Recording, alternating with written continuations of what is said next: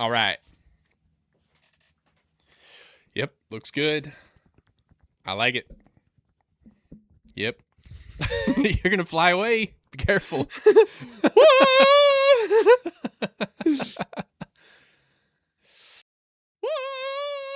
So, according to your notes, we're on a 8-game winnie, baby. Yeah, for the first time in a long time, I'm excited to talk about the Royals and what they're doing.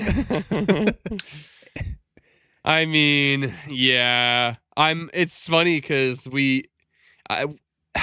like cue the time of year where we're playing the most amazing baseball in the most meaningless time. Like, I'm happy that it's fun to actually watch. Like I just watched the recap because I didn't actually get to watch the game on Sunday. I got to watch your recap and I watched the highlights, and awesome game. Like, honestly, one of the better games of the year. And what's the result? Oh wow! Now we're only 18 games below 500. Yeah, we So- the first half of the season we went 38-59, and we are 20-15 since the break. And we are officially 30 games left in the season, by the way. So we'll only go ahead. They're going to win 88 games. It's on the table. It is indeed. But I want to get into what's been going on in this 8-game win streak, because it's been really nothing but good. Yeah. So it's awesome. The Royals as a team, they've scored 50 runs. They have a 299 batting average, 380 on base. They have an 888 OPS. They've hit 12 home runs, 15 doubles, 79 hits. Out of curiosity, I looked if we were to keep this pace for an entire season, 50 runs average out for a whole season would be 1,012 runs. So the last team to score over 1,000 runs in a season was the 1999 Cleveland Indians, who scored 1,009. And then the last teams to do it were a bunch of randos. You want to know who holds the record for most runs scored in a season? Oh, I want to know. 1,220 runs were scored in a 133-game season by the Boston Bean Eaters back in 1894. Yeah, the Boston Bean Eaters, who are now the Atlanta Braves. But imagine having to have like a franchise heritage night or franchise history night, and they're having to wear the alternate Bean Eater uniforms because we're known for our baked beans. But no, you did a little sample of if the Royals sustained this for 162 game stretch, they'd have a plus 465, almost plus 466 run differential, which is absurdly unrealistic, but hilarious, because the best run differential so awesome in 2026 right now is the Milwaukee Brewers at plus 161. But could you imagine a plus 465? I can imagine it, and it makes me happy. Yeah, what else you got here? Bobby Witt Jr., huh? Bobby Witt Jr. in this 8-game win streak, 375, batting 375, 12 hits, 3 home runs, 6 RBIs, 9 runs scored. Woo. Also has 3 stolen bases. Kyle Isbell over the weekend in the sweep against Detroit. 455, 5 hits, 2 home runs, 6 RBIs, 4 runs scored, a double as well. Kyle Isbell, who statistically, offensively, nothing to write home about, but I feel like we've had moments this season where Kyle Isbell's kind of carried the team. And this 8-game win streak has been a collective effort, because it just basically everybody has done something positive, and we, for the most part, haven't had to talk about who isn't.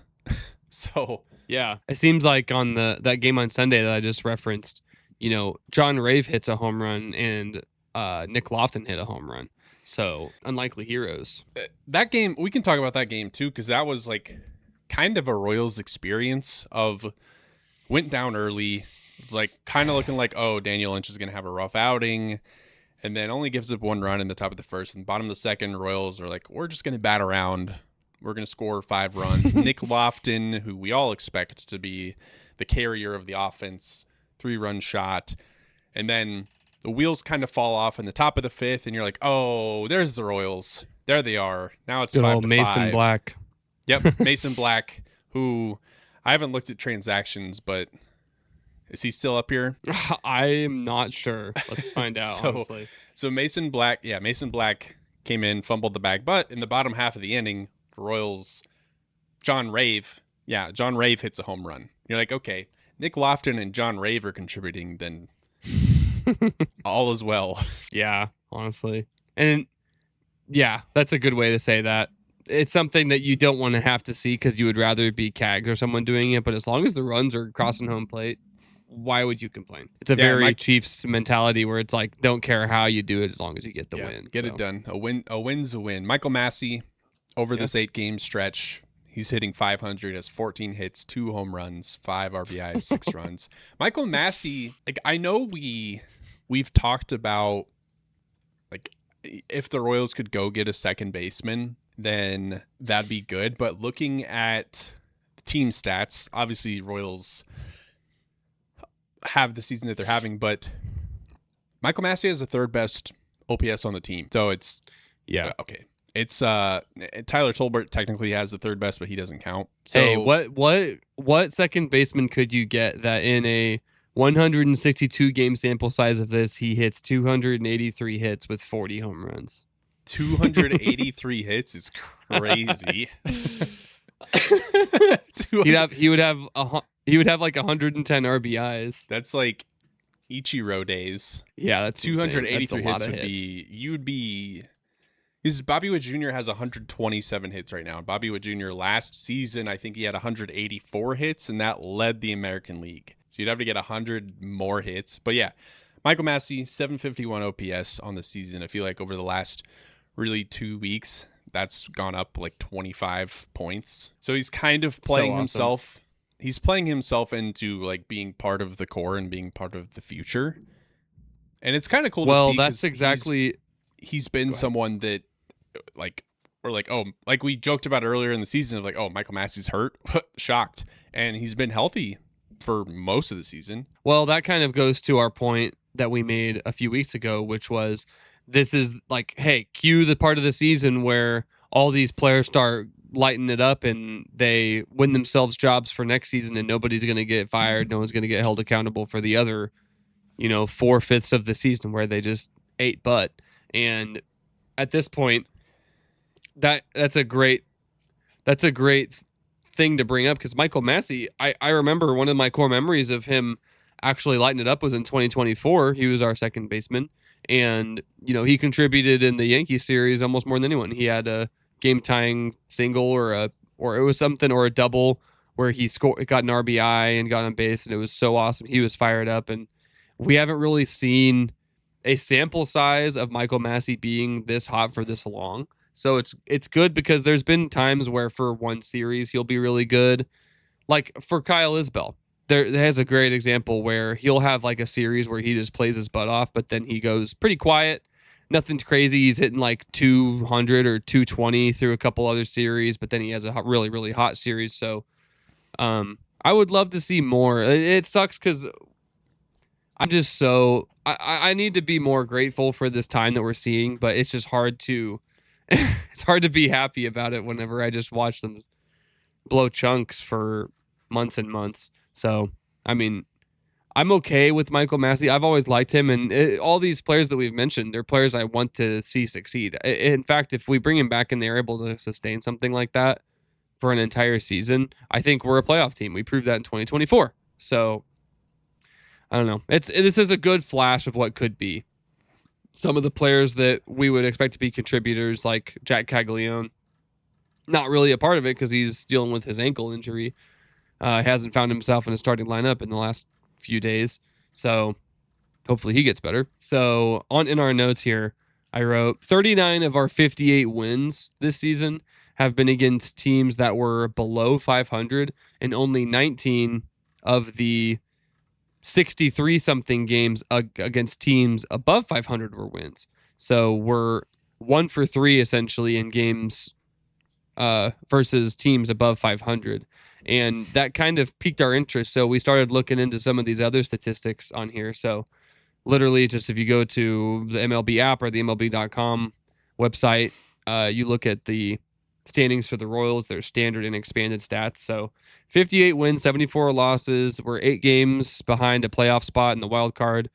We're 9 out of our last 10 games. We're on an 8-game winning streak. And then like the run differential stats. So we've scored 560 runs. We've given up 651, which is a run differential of negative 91. And then over here, this is where a story of two teams conversation starts to happen. So at home, the Royals have 36 wins and 30 losses.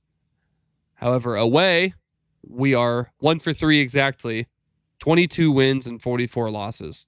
So obviously, if you look at our record, that'll tell you where we're at. We have 22 games below 500 away, and then the 6 that we are above make up for our 18 games or 16 games below 500 right now. And if you click expanded here, there's a couple more stats that I found really telling, and one of them, basically the biggest one, is against the American League East this season. It is disgusting. We have 3 wins, 19 losses. So if you're not familiar, the American League East, it's Tampa Bay Rays, New York Yankees, Boston Red Sox, Toronto Blue Jays, and the Baltimore Orioles. We do have a 3-game series starting tonight, time of recording, which is Tuesday, against the Blue Jays. So hopefully they don't hand our butts to us. Hopefully we can reverse the... Here's your butt. Yep, here's your butt, buddy. So... yeah, that was kind of the point I wanted to make, where if we just went 500 in some of those series, like obviously some of those, like I remember the Yankees series, we got outscored like 30-2 or something insane. Yeah. It was a disgusting series. Everything that could have gone wrong went wrong. I know Noah Cameron got absolutely rocked, gave up like 7 runs in one of those games. Mm-hmm. So did Seth Lugo. Yeah, Noah Cameron got rocked, and then they were like, "Here you go, Mitch Spence," and Mitch Spence was like, "Hold my beer." Yeah. but no, looking at it, like the AL West, the Royals have absolutely cooked the West, other than the Rangers. But you mentioned it; they're 0-6 against the Yankees. They got swept by the Rockies. They got swept by Boston. They're 1-5 against Baltimore. So it's like some of these are like, man, if you went 2-4 against the Yankees, you went 1-2 against the Dodgers, you went 2-3 against Baltimore, you see what I'm saying? You're like, you're looking at a completely different season. Yeah, and this kind of, it's a big rabbit hole. So you look at a season, and when we're only 8 games back, it's not hard to find 8 games that were completely winnable and we should have won.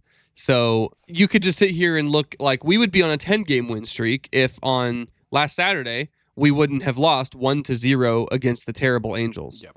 That's something that just can't happen. And especially when in this 8-game winning streak, we're scoring 50 runs in 8 games. Why can't we score 1 or 2 against one of the worst teams in the league?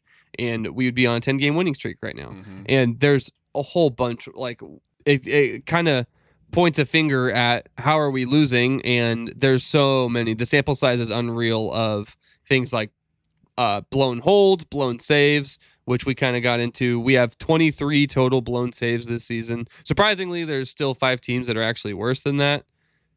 Teams like the A's are terrible with closing out games. What are you going to say? I was going to say, I think the Nationals are significantly worse than the Royals. Yeah, they have 33 blown saves, so rip that. So if Kansas City would have just won 1/3 of those games that were blown by the bullpen in the 8th inning, they would have a playoff spot because that makes up 8 games. If they would have won all of the games that they blew in the 9th inning, they would also have a playoff spot. We have a 9.5 ERA in the 9th inning, and 6.5. We were looking at, 6.5 ERA in the 9th inning. And we were looking at some of the names. I actually was pretty surprised breaking it down, looking at who's responsible for what. But on our team, Lucas Erceg has 6 blown saves. Alex Lang has 3. Steven Cruz has 1. John Schreiber has 3. Daniel Lynch has 2. Nate Pearson has 1. And those are all games that were, these are if you guys follow our recap videos, you're familiar with some of these stories where we're like, oh, well, we had a 3-run lead, and then Steven Cruz decided that it was the home run derby, and he gives up 3 straight home runs. Or Lucas Erceg comes in with a 1-run lead. He loads the bases, and then in comes Matt Strahm, who gives up, 5 runs in .1 innings, only getting 1 out. So there's a lot of those. There's not. We're not saying that those are like freak accidents and they kind of add up. No, if we won those games, guys, 23 blown saves. If we would have won half of those games, we would have sole possession of a playoff spot in the wild card at least. And then with our division, the White Sox are only 5 games above 500. If we would have, out of 23, let's say we win 12 of those, the Royals would have 70 wins right now. That would have us in first place in the Central. In a season where not only the Central is just not good, there isn't even a team with a winning record in the American League West right now. The best is 500. Yeah. With the Texas Rangers. And so you brought up the White Sox and how they're weak. Look, I'm looking at the Royals record versus the White Sox. So the Royals are 3-7 against Chicago. Obviously Chicago's significantly better than they used to be, but like you look at the you look at the Royals record in 2024 when they made the playoffs. They went 12-1 against the White Sox, right? So yeah, like you're a team that you could pretty much count on. I'm going to win 10 games against them at least, probably. You're 4 games under 500 against them. So you're like, you don't even have that to fall back on anymore. Yeah. And versus teams above 500, we are 19-44. So we are 25 games below 500 against teams that are actually either okay or good. And then against the teams that are below 500, we were something, it's not on here, but we looked it up. It was a great record. We were doing really well. We had won basically 2 out of 3 against bad teams. So it's really just an opportunity loss. Like it makes me mad at all of those contributing factors, like Matt Strahm, who we went out and acquired because we needed a late inning lefty. He proves to just be unk and completely ruined that. I want to see his stats too, because we were reading off the blown save opportunities, and he's not on the list because he's no longer a Royal. So I'd love to see. Is he even on a team anymore? I don't think so. No, Let's he's find Matt Strahm real quick. He's hanging out somewhere. So he doesn't actually have any save opportunity, or he doesn't have any saves in 2026. I don't know about save opportunities, but I'd imagine that he has at least some blown holds and blown saves. But Matt Strahm had a 7.3 ERA in 2026. And I think I said it last week. 4 losses, so yeah, 4. He's 0-4. I think I said it last week. Like if you're 4 getting blown DFA'd, saves. okay. 4 blown saves because he had 4 save opportunities and he had approximately 0. All right, if you're getting DFA'd by the Royals, you're especially kind of bad because like they need bodies. They need bodies at this point. Like their bullpen is they have 1 lefty in it. So it's so gross. It's gross. It's just so like it's little things like that when you're a frustrated sports fan, what do you want to do? It's point the finger. You want to point the finger and address the problem and correct the problem. And moves like that, like Jonathan Bolin, who is one of the subtractions we made for the addition of Matt Strahm, he's going off. He's having a great season. I know he's not a lefty, but if we would have just kept a guy like that and he put in those innings, that's 4 games right there. 4 games. I mean, let's say he loses 1. 3. Wow, 3 games. So if all we're looking for is 8 games that we could have won, I know that, hindsight's 2020. We're sitting here complaining about what could have been, but it helps you kind of build a case for what needs to happen. It helps you diagnose the issue. And I mean, of course, there's run scoring issues. Like I just referenced, the 1-0 loss last Saturday against the Angels. That just should not happen. You have a team that just put up 50 in the last 8 games. Where was that team on that game? They all just decided to not show up. All of them were terrible. So not to harp on that too much, but like Bobby Witt Jr. went 0 for 3, Lofton 0 for 4, Cags had 1 hit, Salvi 0 for 3, Collins 0 for 3, Massey was 1 for 3, Starling Marte, who's on the couch right now, 0 for 3, Luke Maley, who started at catcher, 0 for 2. Like, is that the day that Starling Marte got DFA'd? The day after? You might be right about that. I'm not entirely sure. But the Royals only had 2 hits the entire game. Yeah. We only reached base twice. We didn't even get any walks. No hit by pitch, nothing. So, yeah. Freaking gross. I think it was that game because, yeah, I think I recapped that. But, yeah, anyway. Yeah, you look at it and, like, we made an argument. You know, we were talking months ago of, like, what's the problem in the season, and we were going off on the offense because they were the problem, and, like, that still stands. Like, they were better in the first third of the season than, like, a lot of things would be different. But I remember being like, we got to start holding the bullpen as accountable as we are the offense. And you're looking at these numbers and you're like, oh my gosh, like you said, we had 23 blown saves. If we would have just blown 11 or 12 of those, and you're like, this is a completely different 2026 season. Yeah. So is that something like, this is the point I've made a couple times where I'm mad at Carlos Estevez, even though he's not even been here. But that's why I'm mad at him. He's not been here. We signed him for a 2-year deal. Like, first of all, should that have been the warning sign? Is that a bad signing by JJ? Like, is that the person we point the finger at? Is JJ Piccolo? Because he's the one that signed a closer that was really good and then just fell off the face of the planet the next year. Like, I don't know if that's entirely his fault for a player's completely unforeseen fall off. But, you know, if we had that guy, if we had all these saves being given to like a guy that was capable. I know last year Estevez did have a handful of blown saves, like, but he also led the 5 league or in 6. saves. Exactly. So, I mean, is this a story where if the Royals just spent the money and went out and just got an insane free agent closer that we would be a playoff team right now? Is that all it really takes? Like, I don't think that I've seen... I don't have enough confidence in the offense as a whole this season that I would think that that's a playoff offense. But then when they have a hot streak like this, it's like this team could go on with anybody.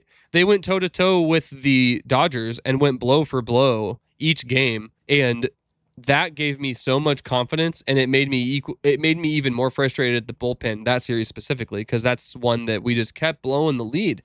We would either get the lead or tie the game, and then we'd blow it. And yeah, go ahead. You were going to say something. I think Carlos Estevez, like, I don't think we can, like, blame JJ for that, because last year he led the league in saves. Yeah, and you can't really predict injury. However, I think they needed to have a better plan in place for the injury, because I don't know, and that's where it gets kind of fuzzy. So obviously, we're not on the inside, so we don't know. But it's like, was Carlos Estevez not being upfront about the injuries, or were the Royals not taking it seriously? And part of me feels like the Royals weren't taking it as seriously as they should have, because I remember reading quotes of JJ going, well, he just gets off to a slow start, so we're just going to, like, let him get off to a slow start. And then he got off to a slow start and never sped up. And, you know, I was looking at his stats the other day, and he's obviously has that one appearance, and he has a 162 ERA. Could not have given up any more runs than he possibly did. Like, that was hilarious. Gives up a grand slam when he only needed to give up one. Oh my god. Yeah. But 162 ERA. But I do think, like, at the very least, the Royals should have had a better plan in place. Like, I'm not mad at them. I'm not mad at them for, like, oh, naturally you're just going to put Lucas Erceg there, because that's what teams do. Like, it's a next man up thing. Like, Wade Davis going from the setup man to the closer, like, that's just the natural progression of the game. Lucas Erceg is the setup man. Our closer went down, therefore everybody moves up a slot. Like, that should have worked in theory, and it just didn't, and they let it go on for too long. Like, it's one thing. I would like to see the save percentages. Lucas Erceg has a .66 save percentage. Quick math. Alex Lang has a much better. I mean, in less attempts, right? Yeah, so in 13 attempts, he has 10 saves. So I'm not really super sure what that would average to, but it's more than 66%. Yeah. But then there's people like Steven Cruz, who every 6 games he blows 1 save. So if he were to have the 18 save opportunities that Lucas Erceg has, he would have 15 saves. So he's blowing 3 every 18. So I don't know who on the team could be that person. Like Craig Kimbrell just got a save. I'm not saying I want him out there, but like it's kind of like if Patrick Mahomes tears his ACL, do I expect the Chiefs to perform well with the next guy up? Honestly, no. No. Do I expect them to go 500? Like there was the season where Mahomes got injured and it was Matt Moore, Yeah, it was Matt or Moore. Chad Henne had to pick up, like it was like a 2 to 4 game stretch, and they Yeah. went 500, and we were all kind of like, yeah, well, that's good enough. Like that's all we needed because Mahomes is gone. So it's a different conversation when it's wins and losses in football for that small sample size, as opposed to the save opportunities, like a saver or a closer. When a savior, Saver, no, when the thrift shop. yeah. What's a good save percentage for a closer? Like, what would you be happy with? Because if Carlos Estevez has, let's look at his stats from last season. So 2025 Royals, Carlos Estevez had 48 save opportunities and he got 42. So I mean, 90% or higher would be where you want to be. Or where I'd be happy, I think. So 87.5% is the save percentage of Carlos Estevez in 2025. Okay. So you're floating around 85 to 95%. If you can stay in that, if you can stay in that 90%, that's excellent. Like, so yeah, I'm looking at quickly, like Mariano Rivera, according to Mariano Rivera had an 89.1 career save percentage. Trevor Hoffman 88.8, Joe Nathan 89, John Smoltz 91. So like, okay, 85 to 90 seems elite. Good. Yeah. Well, I just looked it up. Mason Miller is 32 for 33, so he's at 96.97%, Okay.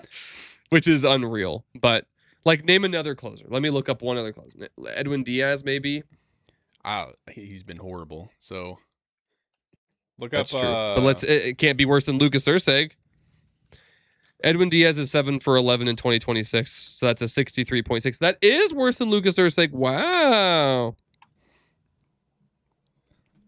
Who's that guy for the Guardians? Do they have look up? Yeah, Cade Smith. Cade Smith has 34 saves. Brian Baker has 38 saves. Cade Smith has an 87% save percentage. Brian Baker's 92%. So we're looking here at some of these good names that we actually are like Yohan Duran with the Phillies. He has 28 saves. He only has 2 blown saves. It's a 93.3%. So if we still had a 87% guy, Carlos Estevez guy, getting something like if the Royals as a whole, is there a way that we can make this as a team, save opportunities as a team? Oh yeah, 23 blown saves. So right now as a team, so we're at a 59% save percentage right now. I'm not even asking to win all of them, but if we're going to get back to the Carlos Estevez,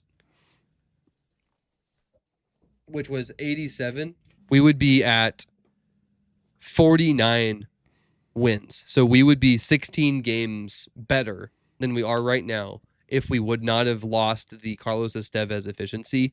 And let's say that Lucas Erceg wasn't as bad as he was, and that's 3 games back. Like, let's say he was half as bad as he was. That's 3 extra games. Like, it's blown saves as a team is not a common thing to happen. Like, that's something that we've kind of gotten used to as Royals fans, that we're kind of just used to the games getting blown half the time, when there's only, like, I gave the stat, there's only 5 teams that are actually worse than us, and then everything gets much, much better, leaps and bounds better as a league. And, you know, we're in the bottom bottom 5, bottom 6 of the league right now. And if we were just league average, we would be making that up. 8 games sounds like a lot, but it's kind of not when you're able to kind of pick it apart and find all of those big, like blaring, jump out in your face things. So, yeah, like we said, there's other things that are wrong, but that's one great way to start. It's like, I like analogies, but it's kind of like if you had a kicker in football that just misses everything and you're losing games by 1 or 2 points, and you're like, well, that guy had a missed field goal today. Oh, he had 2 missed field goals early in the season, and there's 2 losses there. You'd have 3 better wins. That is a quick, like, one thing. The Royals can go after this season. Okay, another rabbit hole.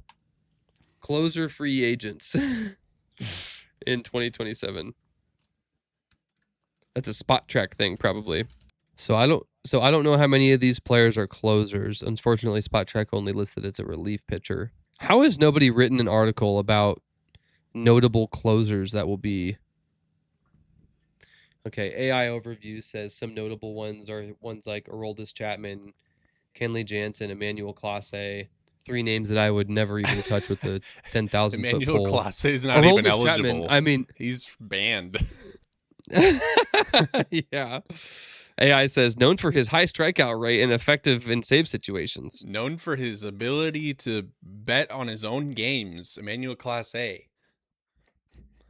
I mean, I would obviously be okay with Aroldis Chapman, but we already had him. David Bednar, I think, is a free agent. More notable 2027 free agent closers. Let me write closers on there.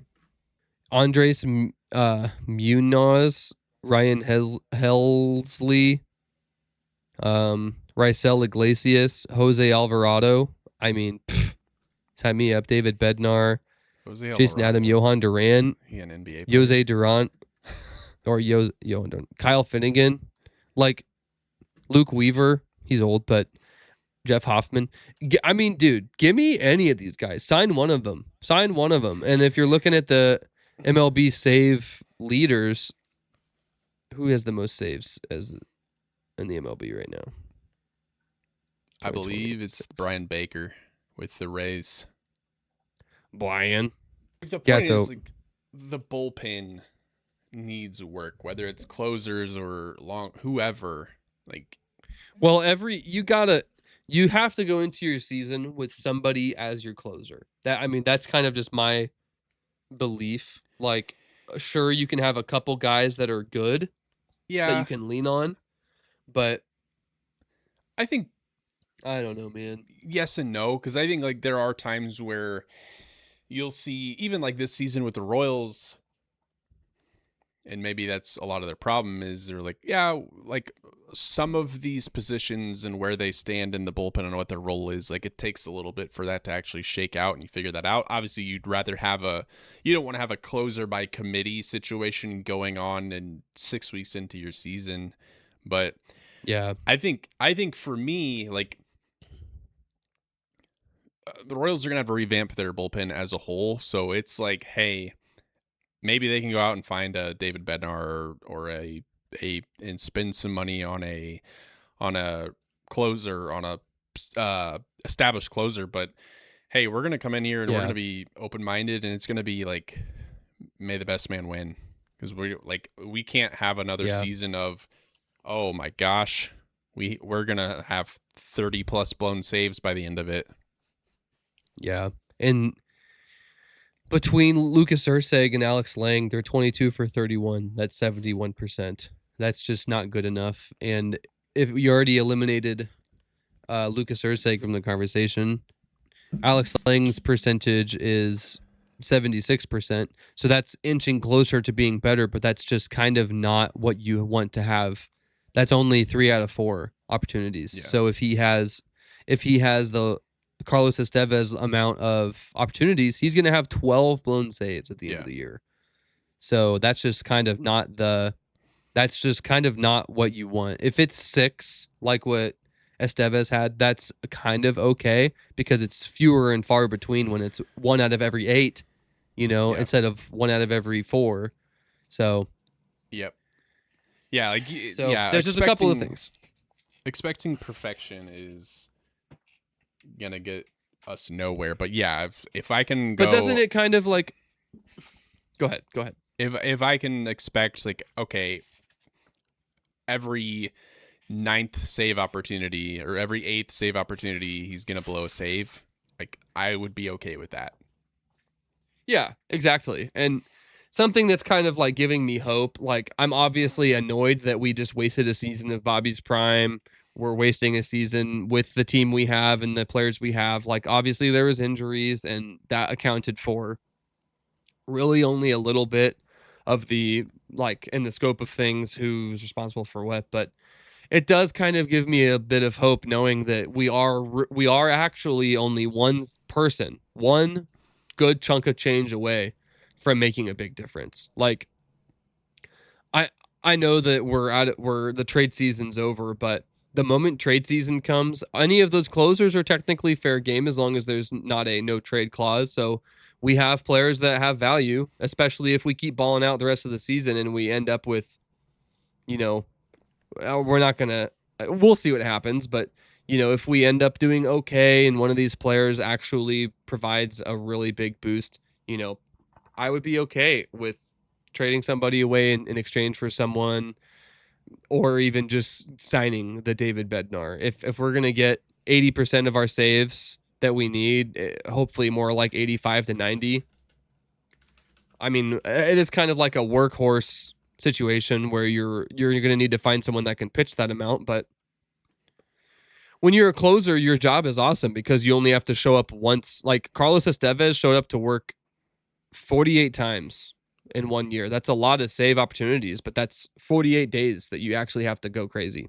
Yep. Out of 365. So, I'm just hoping like we in this podcast just now we mentioned a lot of things that went wrong, a lot of different things. So the American League East, we could have played better. Games away, we could have played better. That's something like 25 of the games that we could have won that were just royal sucking because we just played bad this year. And there's mismanagement. Yes, there's blown saves, which is not mismanagement. It's a player getting his opportunity and he just isn't good this year. And I mean, that did come into question later whenever Lucas Urseg was struggling the most, whenever it's like, why are you even giving him the ball whenever he's just been so bad? But and I want to I'm thinking about Lucas Urseg, and they optioned into AAA, right? Yeah. My thought is, why'd they wait so long to do that if that was something they could do? That's a great question. I would have done that way sooner. It's like you're watching someone just flounder around and you're not just going to go help him out. It's going to help him going somewhere that he can succeed. Not only like get him somewhere where he can do what he's doing now, but hopefully, figure some things out and get his confidence back. I don't think that Lucas Urseg is just all of a sudden terrible. I just think that he was in his head a lot. Like you could tell when he's on the mound, he's getting angry. And then at one point he stopped being angry and then he just got sad. Like there was a couple weeks ago, it's hilariously sad. The photo of him sitting there all depressed looking, leaning over the railing. This is the picture here. Yeah. Like why are you putting this man in this situation? Like help him from himself. So he's pitched 2 innings for Omaha, and he's given up 3 hits and 2 walks, no runs. Obviously, there's not enough there to take anything away from that. But I always go back to like Mike Moustakas being sent down to the minors in 2014 to kind of get him figured out. Yeah. Alex Gordon getting sent down to the minors when he was struggling at third base, and they converted him to an outfielder. And I'm not saying like Lucas Urseg is going to have the Alex Gordon Moose trajectory, but it's like if you can, you should do it. And you go back to like, man, if they would have stopped, not even sent Urseg down, but stopped putting him in those high leverage spots as often as they did. And I know the hard part about like teams and how they operate is they're like, man, if one person believes in this player, they're just going to keep doing the thing until nobody believes in that player anymore. So whoever was believing in Urseg, please step forward, because look what you did.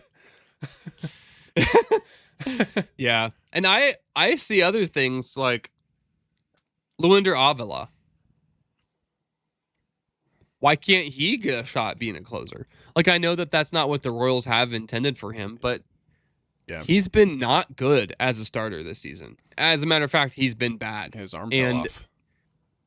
Yeah, his arm fell off, and now he's getting fixed. So, like, maybe he's not built for that, it seems like, because he's hurt now. Like, too many innings already. And if what you need to do is have him in a late relief, like when I saw him, I never saw him as a starter.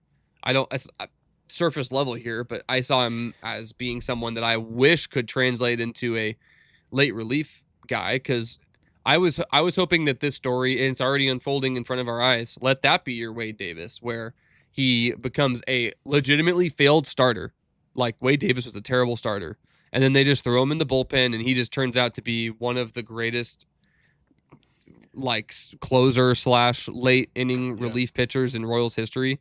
So if that's what it takes, like, one guy stepping forward and then go get a guy, and then the Royals are 10 games flip-flopped where they are now. If we were 10 games flip-flopped, that would mean that we would be 68 wins and 64 losses. That would have us right there at top of the American League Central. So it is kind of a relief. Like, obviously this season sucked. It's like, I'm almost excited to look at the end product here in a month and a half and be able to really have a good grasp of like what happened, look at this entire season, and officially start trying to diagnose some of the stuff. But you don't have to look far with a few of the things, and I think that it's kind of a relief knowing that something like closer is going to get you somewhere. Like, just having a closer could have us going from, so like I mentioned just a minute ago, we have 33 saves in the 56 opportunities. That's 58.9%. If you bump it up to league average, which is probably something like 85%, you're going to be like, oh yeah, it was 49 saves. So that's a difference of 16 games. If that's a difference of 16 games, not only do we lead the Central, but we are well ahead in the Central. Like, I'm not talking we're going to have like a Tampa Bay Rays kind of situation, but we're going to be one of the top teams in the American League or in the American League just because of how bad this season's been. What's your honorable mention? Oh, yes, I wrote them down. Let me pull it up real quick. I have a few honorable mentions, and a couple of them are honorable mentions. So I would hope so. Yes. So I have 3 things to bring up, and 2 of them I have expanding questions. So my first honorable mention is Spider-Man. I went and saw the new Spider-Man movie. It's the first movie I've gotten to see since my baby's been born, which is crazy. Besides when I took 4 days to go see all the Lord of the Rings movies, but it was the first movie that Cass and I got to go see together. So that new Spider-Man movie, I don't know if you've seen it yet. Have you? I've seen it, yes. So it was definitely one of the most interesting but cool Spider-Man movies of all of them. I'm talking out of the original ones with Tobey Maguire, the extra Amazing Spider-Mans with Andrew Garfield, and now Tom Holland has a whole collection of Spider-Man movies. But it's one like none other. Like, it was a very, I'm not going to spoil it for anyone that hasn't seen it yet, but that's kind of my like non-spoiler spoiler, is it's kind of not like anything you've seen with Spider-Man yet. So my question to you, with that being said, is who is your favorite Spider-Man? Oh, that's easy for me. So first off, Brand New Day is the best Tom Holland Spider-Man film, in my opinion. Okay. But getting further into that, I actually was like kind of I don't want to say I was a Spider-Man hater, but I like was kind of indifferent about Spider-Man. Like, I saw the Tobey Maguire films. I appreciate them more now than I did back then. I think that's Okay. because, and honestly, I think it's because I used to be like very like DC is better. DC is better. Yeah. Yeah. And I remember that. I still hold that opinion, but I also don't care that much anymore. But Movie-wise, I emphatically disagree. Movie-wise, MCU blows what DC has done out of the water. Yes. But Yeah. Tom Holland changed my opinion on Spider-Man. When he came in, I was like, oh, this guy's cool. I never saw the Amazing Spider-Man movies because I was just like, who cares? Who cares? But Have you still not seen him? no, I still haven't seen him. And Go watch them. They're great. I probably He is won't. definitely Andrew Garfield is by far the funniest. They did a great job of making him Andrew Garfield-esque. Like you would like him. If you watched him, you'd like him. They're kind of silly, but you know. But yeah, Go ahead. Tom Holland for me. I do like the Tobey Maguire films. I like them. The third one kind of stinks, but I like them. Brand New Day is good. Very, very good. There you go. Okay, moving on. So, second honorable mention is my wife. Happy birthday to my wife. She is years old. Shout out. Actually, cut that. I'm not allowed to talk about how old she is, so cut that. So one of the things we did to celebrate was dinner and a movie. We saw Spider-Man, but before Spider-Man, we went to a restaurant down off of Metcalf known as Joy Walk. You ever heard of Joy Walk? Never heard of her. They're a Chinese buffet, and on the weekends, they do unlimited seafood buffet. More importantly, crab legs. So we go in there, and we had like 45 minutes before we had to leave because we had the movie. We sat down, and we ate collectively about 8 plates of crab. Each plate would have like 3 or 4 clusters. You did I'm a lot. sorry, 2 or 3 clusters of crab legs. And we did about the math. We both had about 7 or 8 clusters of crab legs. So, That's a lot of work. yeah, it was a lot of work, but it was so freaking good. So, my question for that is, are you a seafood guy? And what's your favorite seafood? So I do like seafood. I don't, however, get many opportunities to eat it because my wife is not a seafood person. So I don't eat it. I don't eat it that much. But when I do, You know, your wife used to claim that she was allergic to it because she hated it so yeah, much. yeah. No, I do like seafood. I love salmon. I Oh. love shrimp.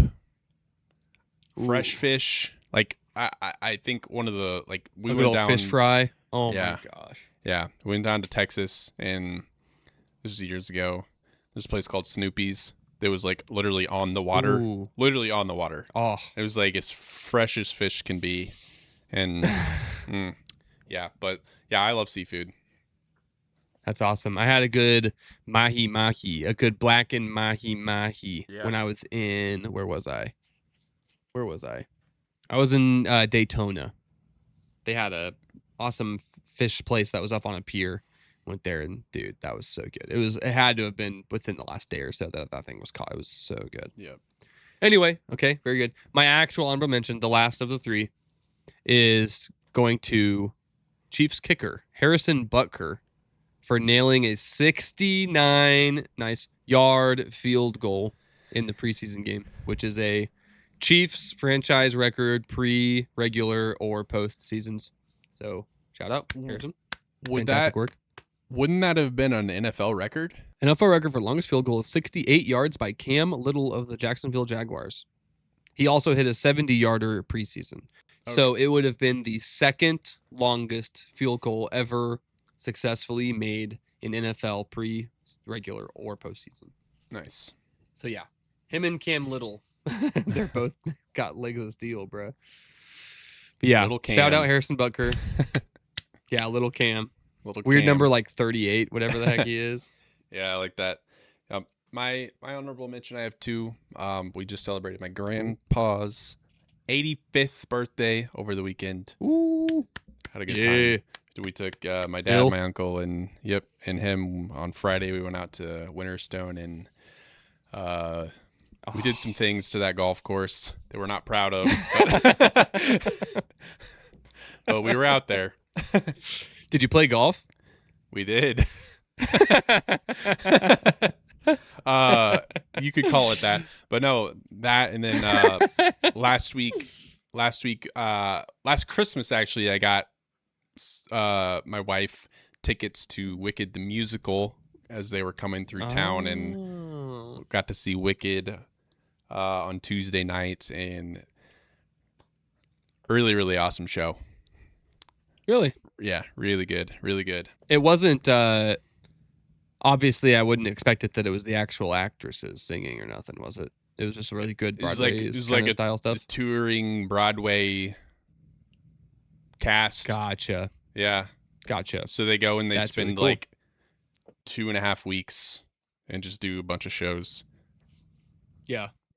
Yeah. That's awesome. That was good. I've never seen those movies. I've never seen them. I'm assuming they're pretty good. Yeah, I've seen. It's funny. I saw the first Wicked. Celeste has seen both of those, Wicked and Wicked for Good, like 57 times. But Oh my! I saw Wicked, and then I saw like half of Wicked for Good. But the musical was awesome, and it's funny. Like, I think doing anything live and having like all of the practical effects is like cooler than anything you can do in a movie. Yeah. But I liked the pacing of the musical because it was like, here's a lot of implied stuff, and they just like glossed over some things that like they took the time to spell out in the movie. And I was like, thank you for just like being like, oh, they know, and just going on to the next thing. Yeah. That's awesome. So we went and saw Dinner Theater out in Overland Park, and we got to see, I think it was Robin Hood or something. Mm-hmm. I'm pretty sure it was Robin Hood. And I just appreciated the fact that it was like, it was an adaptation, of course, of the story, but it's like, it was fun. It was funny. You know, like they made the characters, it wasn't like they modernized it too much, but like there would be some parts where like they would talk normal instead of in their old Eastern, like, oh, doth thee, you know, like some characters were like that, but then some were just regular old, like, yeah, what are you doing, dude? What's going on here? And it was pretty funny. I love live stuff as well. I always say that like there's some things that you have to see live. Like my wife is a competition dance teacher. I don't understand watching it on a screen. Like it looks cool on a screen when you're getting to see the whole entire picture. Like you can see the whole stage with one screen. You can kind of see this symmetry of everything. It's almost like watching synchronized swimming. Like everything looks better on screen. But dude, seeing it in person, it's completely a different product. Like I'm not sure there's a sport that is really like that besides maybe like hockey, where like if you're watching it on TV, it's just kind of like a lot of. I think soccer. Yeah, I'd say soccer too. Like watching, soccer and hockey are like D to C tier television products, but then they're at least A tier. Yeah, in person. Hockey might be my favorite sport to watch in person. I love soccer because in it's person. so awesome. But I love both of those in person. I'm indifferent otherwise. Yeah. But like going to a sporting game in person versus watching it on TV, night and day experiences. Yeah, exactly my point. So that's awesome. I'm glad, because I mean, watching a movie and then getting to have a musical, it's almost like I got to go see. I think I don't know what it was that I got to go see. I got to go see some kind of like similar thing. It was a different thing, like maybe Shrek the musical or something. Heck, and it was awesome. Yeah. It's a little bit different than what you're expecting, but it's goofy. Like it's fun. They don't take it too seriously. It's never like anything super dramatic or anything. So it's fun. It's always cool. So that's awesome. Very good honorable mentions. We did a good job. We did. We killed that one. We did. All right, everybody. Well, thank you for listening in to another episode of ELR 41. Stay tuned this week. I'll get that Toronto Blue Jays recap to all y'all here on like Thursday, I think. Friday, I don't know. Probably Friday morning.